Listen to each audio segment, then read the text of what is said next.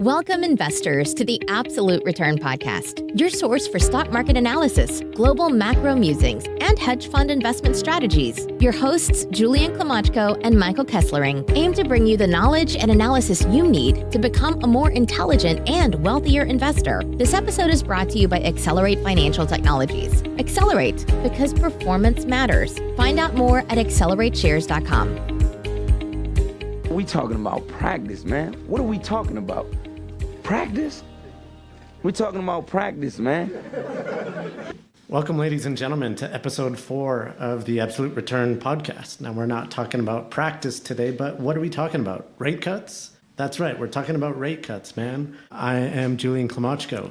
And I am Mike Kesslering. So in addition to rate cuts, we're also going to touch on the Bank of Canada and their interest rate decision this week, the interesting story about WeWork and some of their related party and pet project investments. The Norwegian Sovereign Wealth Fund is now dumping oil stocks. Of course, touching on this Barrick and Newmont drama that seems to continue with different twists and turns each week.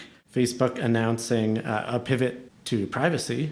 A massive tumble in Chinese exports. And finally, we look at the job reports in Canada and the US. Kicking it off with jobs numbers this week, we have quite the contrast between Canada and the US. So Canada really having outstanding job numbers, 55,900 in February, exceeded consensus estimates of effectively flat. And this comes on the back of a very, very strong report in January of 66,800. The unemployment rate remains at 5.8%, so we're seeing really strong numbers out of Canada. Contrast that to the US, which announced only 20,000 jobs in February, which was substantially below the 180,000 as expected by economists. You had the unemployment rate declining to 3.8%, but a really interesting divergence in economic figures there. Mike, what are your thoughts? Yeah, I think this highlights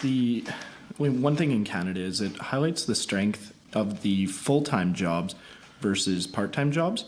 And it's kind of a data point against the popular argument that we're moving towards a more gig economy. In this past jobs data, what you saw was that there was actually 67,000 full-time jobs created, along with a loss of 11,000 part-time jobs. Yeah, I really want to stress that you can't take these monthly job figures as gospel. They're not carved in stone. They're just very, very rough estimates. I call them WAGs, wild-ass guesses by the statisticians putting them together via polls. So it's more important to really look at the trend, perhaps take a look at the 3-month average.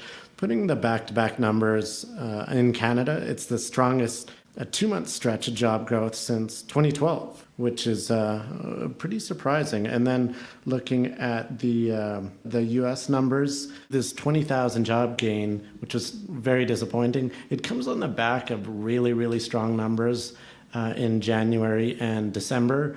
So you got to discount that, take a look at the averages, and it's really important also to look at the inflection points, because those inflection points, rapid changes in unemployment, jobs figures declining, I think is a really good coincident or perhaps even leading indicator on where the economy's heading. So also with your comments with regards to averages and following the trend, it sounds like you wouldn't really recommend creating a short-term strategy that focuses on these specific numbers. Well, look, predicting the economy is incredibly difficult, if not impossible, but it's really important to keep your finger on the pulse of things, keep track of where the numbers are coming in, and each number on its own isn't super meaningful in and of itself. However, helps kind of paint a mosaic on where we stand and where things are heading. Absolutely. Chinese exports tumbling the most in 3 years, falling 20.7% in February, which was dramatically lower than the average economist's estimate of a 4.8% drop. As a reaction to this news, Chinese stocks sank by over 4% on the day, marking their first trading day in 5 months. A number of reasons that these pretty bad economic numbers came out of China. Economists are cautioning on taking too much out of it, just blaming seasonal distortions around the Chinese New Year holiday, saying that was most of the surprise right there. But I mean, it's hard to argue that this trade war that the U.S. has been waging on China isn't having a pretty dramatic effect on the Chinese economy. Absolutely. And in terms of the Chinese New Year, that is something that is completely expected. And so I'm not really sure if I'm buying that in terms of what economists are giving as rationale. But what I would say is that this is perhaps a leading indicator of a global recession in terms of Chinese exports falling. And any weakness in China is never good for commodities. It's worthwhile keeping your finger on the pulse on this one as well, really saying how the Chinese economy shapes up this year. They recently reduced their economic growth target this year to 6.5% on the year, which is a 29-year low. So China has been blazingly fast growing on the economic side over the past 3 decades, but things certainly starting to slow. The trade war definitely having a pretty material impact here. And I think, in my opinion, Trump really is winning. And you can tell by the economic numbers, you can tell by each nation's stock market. In my opinion, it's pretty clear that Trump has the upper hand. Implications here is that China, I think, will come to the table and get a deal done with the U.S. on the trade front. And what sort of timing are you thinking for a trade deal? Well, Trump indicated that they would be meeting at the end of March, so I guess we'll keep our eye open for that and see what happens. But as for now, you look at how the market really recovered over the past 2-3 months since the Christmas Eve low, and the market is really pricing in a trade deal at this point. So if nothing is forthcoming, watch out below. Big news out of Facebook this week with CEO Mark Zuckerberg announcing that Facebook would be pivoting to privacy. So Zuckerberg indicated that Facebook users would be able to communicate privately using secure and encrypted messaging and ephemeral stories. He stated, quote, "It will become a privacy-focused communications platform." But I think the market and critics are skeptical on this one. What are your thoughts? Yeah, so I actually looked at this through the lens of Eugene Wei's recent blog post, StaaS as a Service. We'll post that link in our show notes as well. But this long post, I will admit, has 2 main principles. The first being that people are status seeking. Second being that they will seek out the most efficient path to maximizing their social capital. Now, he praised networks like Facebook, Twitter, and Instagram because of their scale and breadth of viewership, which allows users one of the more efficient ways to maximize their social capital without limits. By definition, a private network or direct messaging platform puts a cap on the amount of social capital that can be earned, making it suboptimal relative to an open one. Now, a more open public network will be a little more popular than a private one because of this paradigm. Basically, what Facebook is saying here is that they think that the paradigm has shifted throughout the years, and so they're pursuing more of a private platform. Facebook mostly exists to sell ads in an efficient way. So I don't know how seriously this strategy shift can be taken in whole. Yeah, I'm skeptical. The market's skeptical, and critics are very skeptical. Facebook became one of the largest companies in the world by harvesting users' private information and effectively selling it to the highest bidder. And some people are thinking that this is just a ploy to get their attention away from the various scandals that Facebook has suffered over the past 12 months. It's constantly in the news.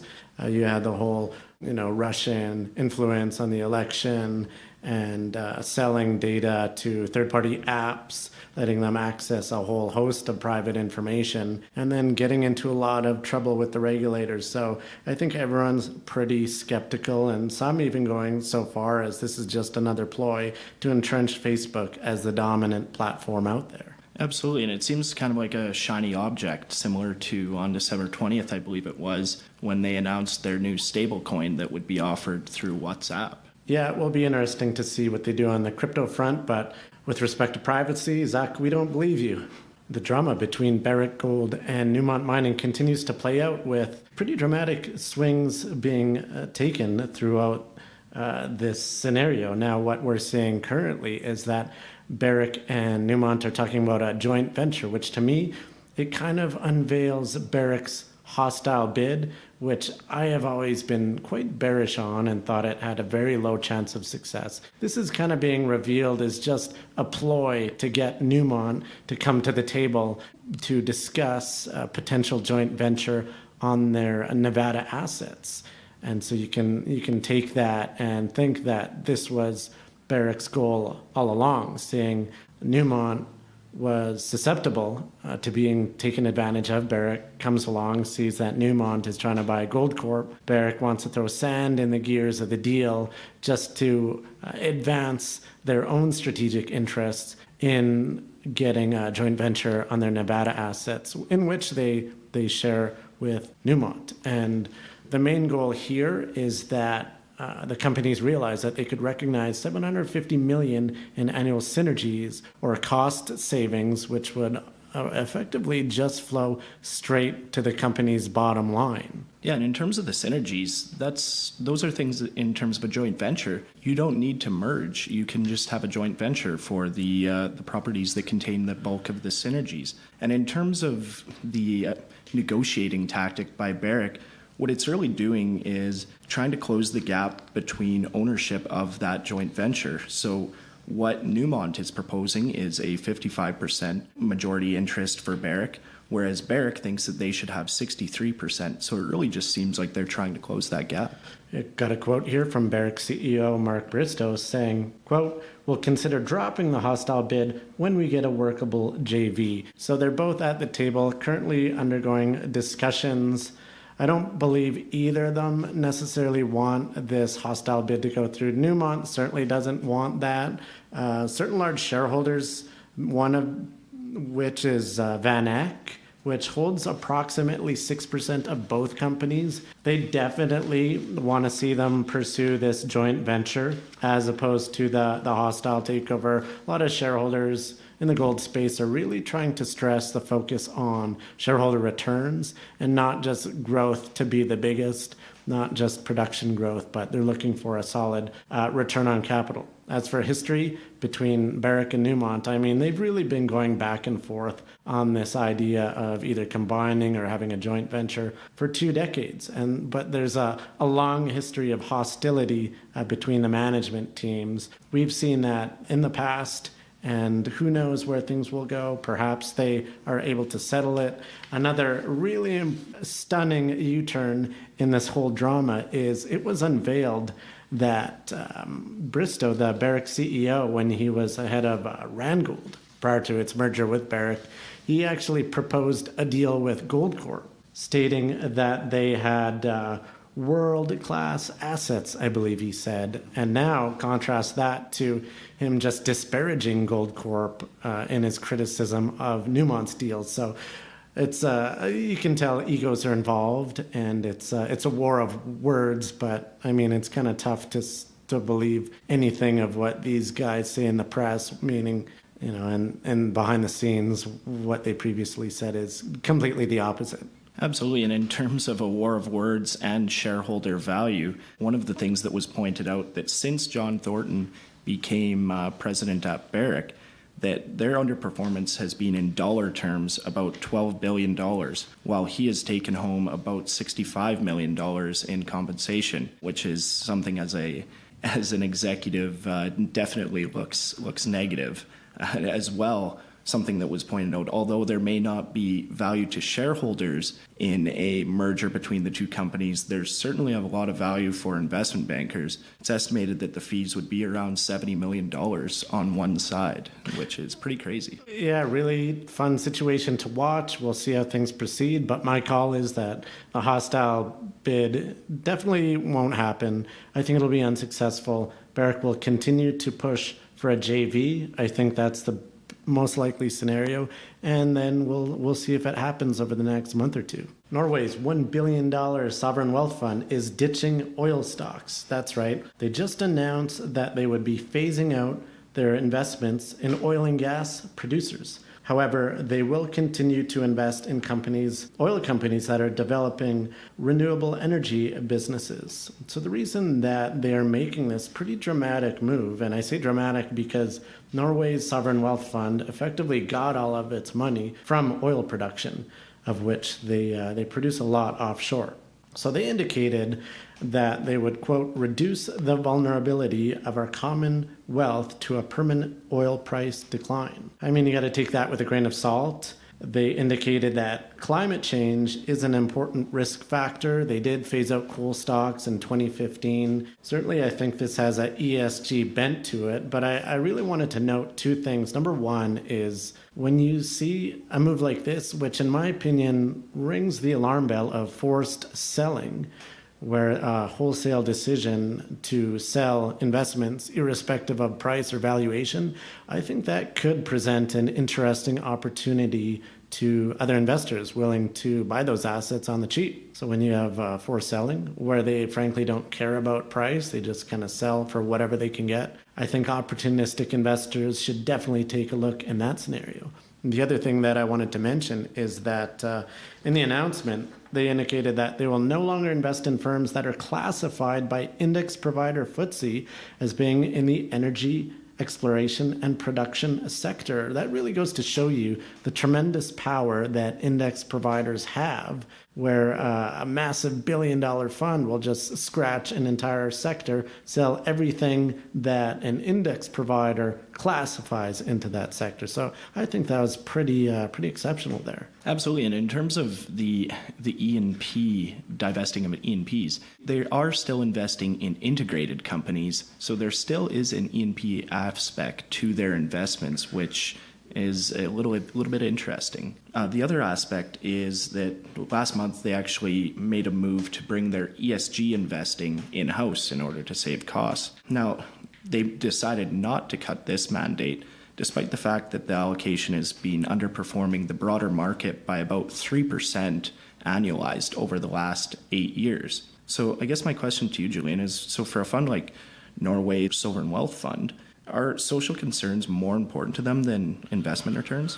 I think that's the trend that we're going to see much more of coming into the future. The citizens ultimately control sovereign wealth funds, and so if the people want to see a more environmentally friendly asset allocation, then they're going to have to sacrifice returns to get that. I believe the more investments that you eliminate, ultimately that will end up with lower investment returns. So it's a conscious choice that they're making, and it appears that that is the direction that they're moving.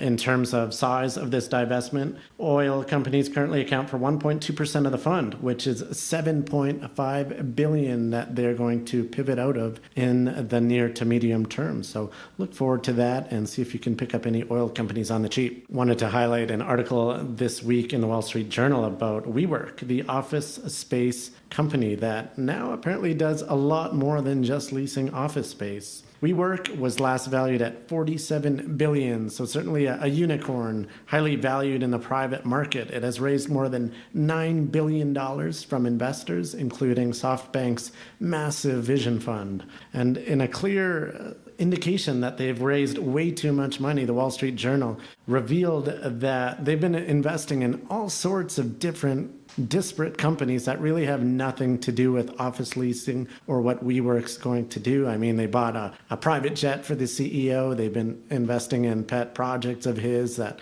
entail wave surfing, surfboard company, I think, and even some health food companies. They did a school when they couldn't find a school good enough for their kids. So him and his wife took company funds and invested in a school, I believe. And they're doing all sorts of kind of weird acquisitions. They bought an SEO and marketing company, Conductor, for $126 million. And they also bought the website Meetup for $117 million. So certainly a case of, I don't even know if you'd be considering it a startup when they're valued $47 billion. But a startup raising probably too much money that they know what to do with, certainly more than they need to invest in their core competency, their core business. And so it'll be an interesting trading day if this company was public. Perhaps they're coming public soon, and short sellers could be salivating at the revelation that the corporate governance is not looking too good here. Mike, what are your thoughts? Yeah. So in terms of corporate governance, you mentioned the VC investments, but also they came under scrutiny a couple months ago when their CEO was actually selling his private stock of WeWork to purchase office buildings that were then leased back to WeWork and earning millions in the process, really. And in terms of the actual amount of stock that he was selling, the Wall Street Journal quoted it to be in the millions as well, perhaps even the hundreds of millions. So this is just kind of the shady corporate governance that we're seeing, and it's not something you typically see when there's large institutional investors invested in a company like this, but Masayoshi-san has famously invested in Alibaba after only one meeting. Yeah, I mean, some major red flags here from a corporate governance standpoint. They're doing some crazy stuff where they're investing their cash. And in my opinion, they really have a very little competitive advantage. I see competitors cropping up all over the place. I mean, get some office space and lease it out to startups. People think that they're highly exposed to a cyclical downturn. They think that WeWork will be the first to go. So we'll see if WeWork goes public shortly. I mean, they've discussed IPO plans, and I think with these red flags popping up all over the place, that short sellers should be salivating at the prospect of WeWork coming public soon. Yeah, really, they are a startup, but it's an old world business. It's really just subleasing office space with really great marketing. And as well, in terms of the VC investments, perhaps SoftBank just thinks that WeWork can invest better in startups than they can. Yeah, who knows? Bank of Canada out this week with an interest rate decision, unsurprisingly, keeping the benchmark rate steady at 1.75%. No one was really expecting for a hike or a cut. So Bank of Canada acknowledging that it was surprised by how abruptly the economy is decelerating. On the last podcast, we talked about a myriad of issues in Q4 that really caused the Canadian economy to slow to a crawl. I believe it was 0.4% annualized growth in December. The people are talking about the R word, recession. That's a very close to negative growth, and certainly has the Bank of Canada nervous on a number of fronts. So we talk about reasons on why the economy is slowing so much. And so the bank noted such factors as high borrowing costs, which we talked about last time. They noted the wealth effect on cooling housing prices. People can't treat their home equity line of credit as a piggy bank anymore because their homes aren't going up in value anymore. So they can't get additional purchasing and spending power out of their home equity.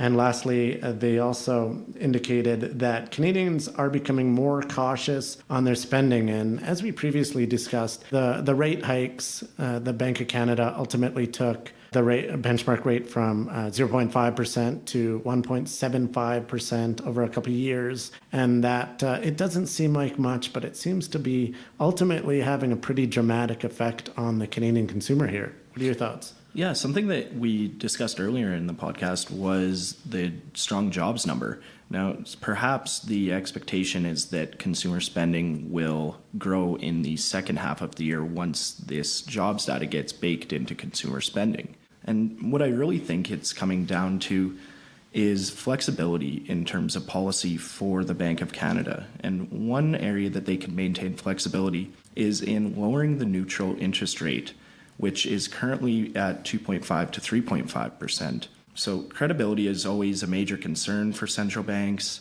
And just weeks ago, the head of the Bank of Canada was discussing increasing rates, where lowering the neutral rate will actually allow them perhaps maybe to just do one more rate raise and leave it at that, as opposed to a couple more rate raises. Yeah, I wanted to clarify what the neutral interest rate is. They believe that the rate at which the benchmark rate would make the economy balanced. And so they showed that this neutral interest rate would kind of be the peak of a rate hiking cycle. Previously, they indicated that the current range of this neutral rate is 2.5 to 3.5%, and the benchmark rate is at 1.75%. So that implies at least 3 more rate hikes until the Bank of Canada views interest rates as being neutral. But many economists are now thinking perhaps the Bank of Canada needs to lower that neutral interest rate.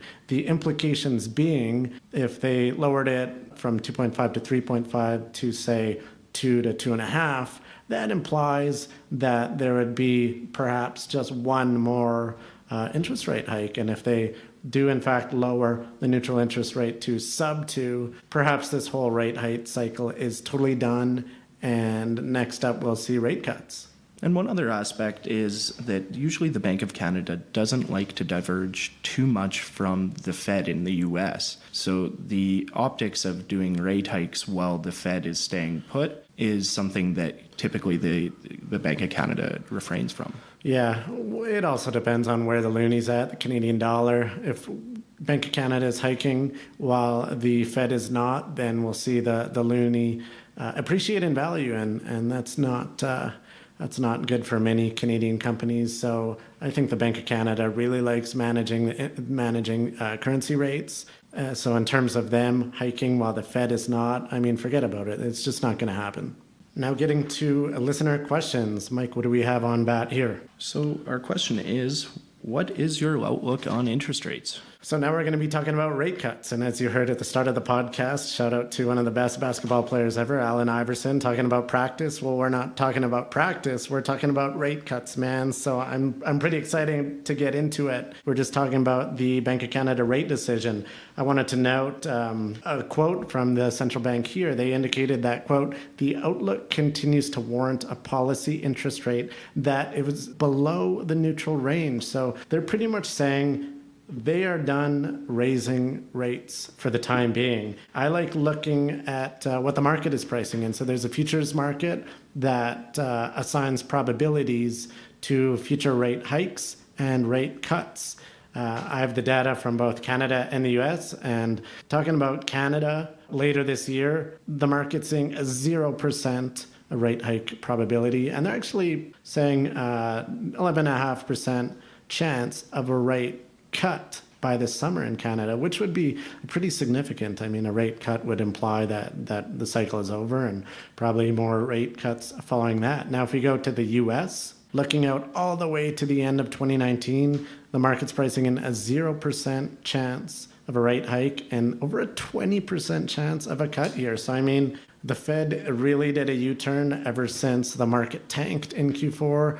They really have their eyes on the stock market. They're concerned about financial tightening of financial conditions. The Fed chair really walking back his previous comments that they would be mechanical in raising rates. They're raising rates, 0.25% all the way from, they started near the bottom at 0 to 0.25% a number of years ago, and they're all the way up to what?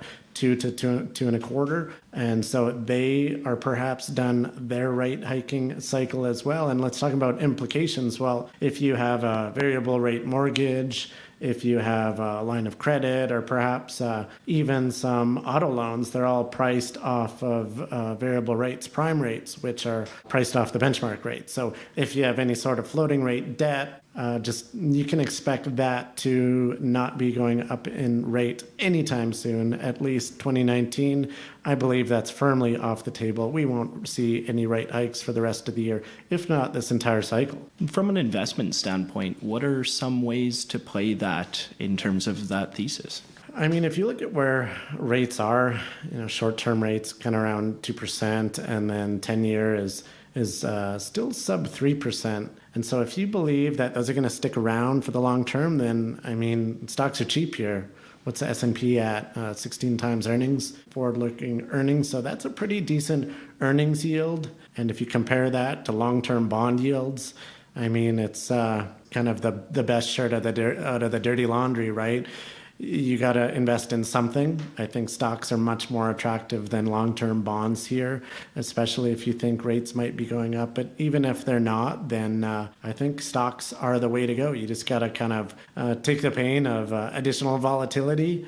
But if you're a long-term investor, then I think you should be fine here. That does it for episode 4, ladies and gents. We're talking about rate cuts. We're talking about rate cuts, man. So that's just a shout out to one of the greatest basketball players of all time, Allen Iverson, and it's talking about a practice.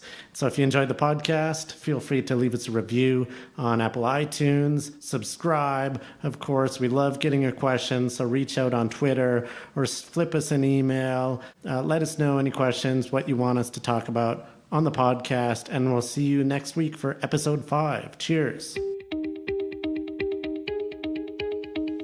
Thanks for tuning in to the Absolute Return Podcast. This episode was brought to you by Accelerate Financial Technologies. Accelerate, because performance matters. Find out more at accelerateshares.com. The views expressed in this podcast are the personal views of the participants and do not reflect the views of Accelerate. No aspect of this podcast constitutes investment, legal, or tax advice. Opinions expressed in this podcast should not be viewed as a recommendation or solicitation of an offer to buy or sell any securities or investment strategies. The information and opinions in this podcast are based on current market conditions and may fluctuate and change in the future. No representation or warranty, expressed or implied, is made on behalf of Accelerate as to the accuracy or completeness of the information contained in this podcast. Accelerate does not accept any liability for any direct, indirect, or consequential loss or damage suffered by any person as a result of relying on all or any part of this podcast, and any liability is expressly disclaimed.